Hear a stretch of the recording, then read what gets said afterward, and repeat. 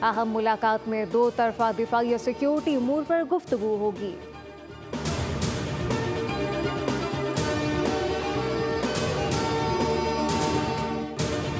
Iran के Israel पर जवाबी हमले। ईरान ने इसराइल पर 20 से ज्यादा बैलिस्टिक मिसाइल दागे।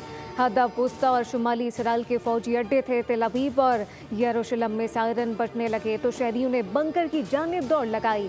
ईरानी और इसराइली मीडिया के मुताबिक हमले में फौजी तंसीबात को निशाना बनाया गया।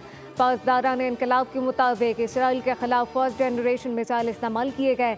फतह मिसाइल से इसराइली फ़िज़ाई हुदूद पर मुकम्मल कंट्रोल हासिल कर लिया गया। हमारा ऑपरेशन इसराइली फ़िज़ाई दिफा के अफसाने के खात्मे तक शुरू रहेगा।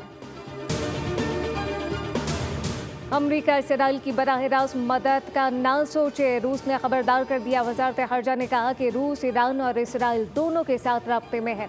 अमरीका की जानिब से मुमकिन तौर पर इसराइल को दी जाने वाली बराह रास्त फौजी मदद मशरिक़ वस्ता में सूरत हाल को शदीद तौर पर खैर मुस्तहकम कर सकती है।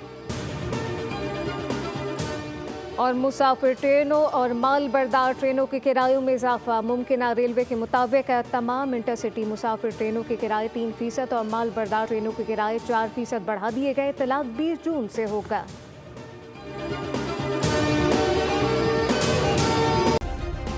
सब्सक्राइब करें और बेल दबाएं ताकि कोई खबर रह न जाए।